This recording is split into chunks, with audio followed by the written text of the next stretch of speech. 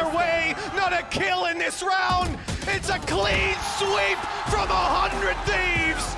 All 5 members stand as they claim victory here at Red Bull home ground. Everything on the line for it. Chosen! You gotta stick it, Chosen spraying! Spray tonight! No way!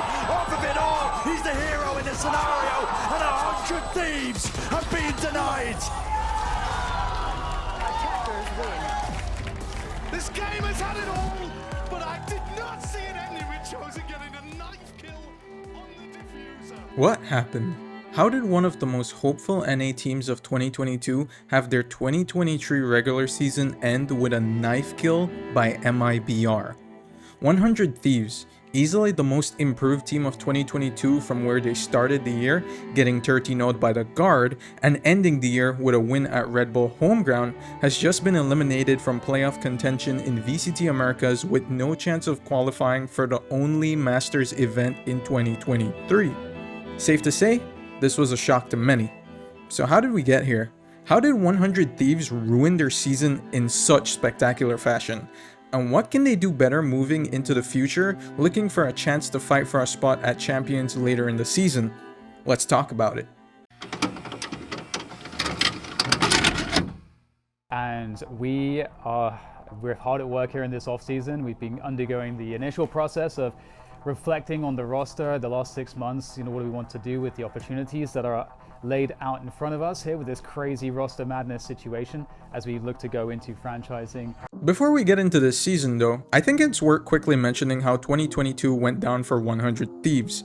At the start of 2022, 100 Thieves made some questionable roster decisions. They signed Baby J and Echoes to their roster to play alongside Asuna, Hiko, and Ethan. This raised many eyebrows in the community as this looked like a clear downgrade from their roster in 2021. But with Nitro leaving the team to go back to CSGO on short notice, there wasn't really much time to form a great new roster. So going into their first few matches of 2022, many didn't know what to expect from the team. But boy did we learn fast. One enemy A statement from the Guard, 13-0 over 100 Thieves. And after about just 2 weeks with the roster, both Baby J and Echoes were dropped from the team. A new roster needed to be formed for the rest of the season, and to get it right this time, 100 Thieves brought in DDK as their new team manager and Sean Garris as their new head coach. Both would work together to build a new roster for the rest of the season.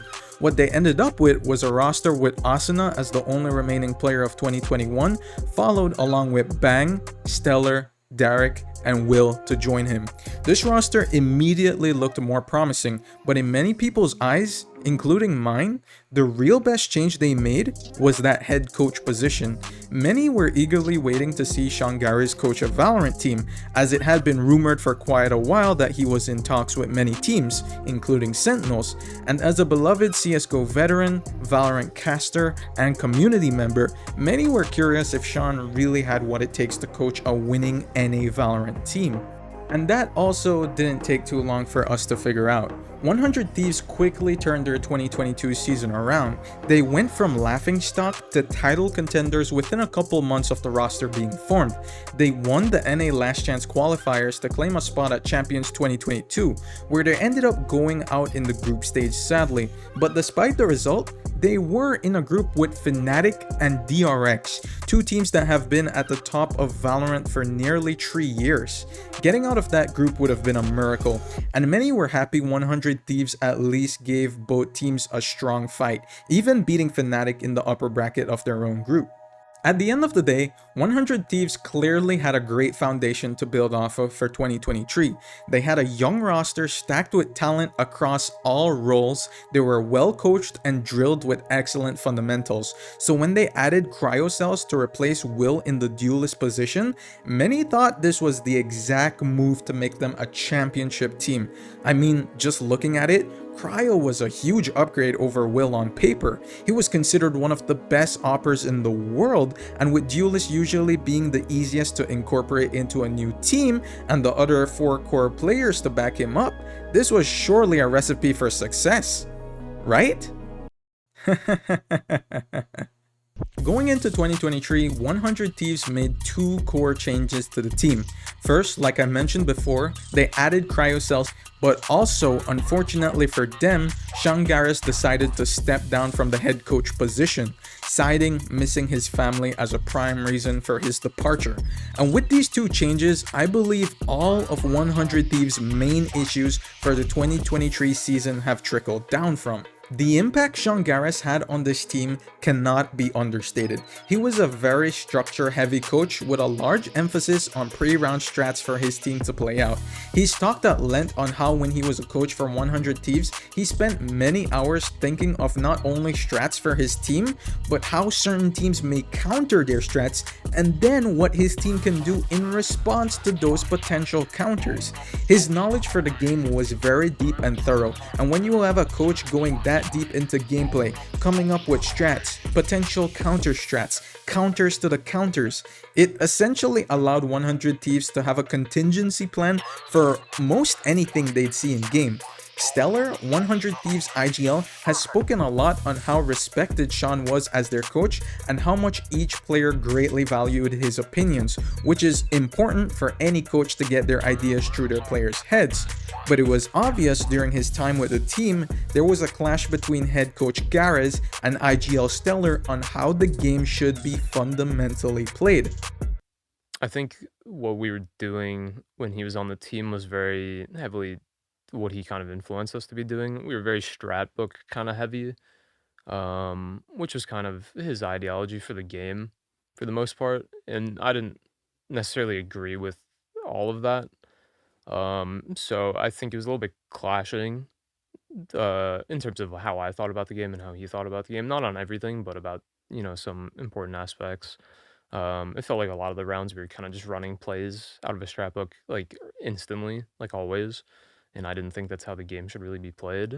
Like mentioned before, Garris was very structured and strat heavy, often plucking a play out of the strat book for every round for his team to follow through, while Stellar didn't necessarily agree with that style, feeling as though a more loose style with the potential for mid-round mix-ups to maximize on opportunities seen in-game would be more optimal and suit his strengths as an IGL. With the departure of Sean, Stellar was allowed to more widely adopt his IGLing style, and there, a lot of 100 Thieves issues arose. All year, 100 Thieves have struggled with mid-game adaptations and figuring out ways to counter enemy teams' playstyles on the fly. The epitome of this for me was seeing the way they played Pearl against Furia in Week 7 of VCT. Furia had their Killjoy anchoring B-side all their defensive half, and I have never seen a player get so much value from Killjoy nades. Multiple rounds, 100 Thieves would completely fail to break or bait out the Killjoy utility on B and would repeatedly force themselves through the B site regardless, just to get absolutely cooked by the nades on every site hit. Khalil for Furia was getting the easiest kills of his life on the 100 Thieves players. They're gonna have to get into the mollies. They're gonna have to get through all of the Killjoy utility, all of the Viper utility too. It's impossible to get through the line that they set. Spike down B. We literally have seen this round.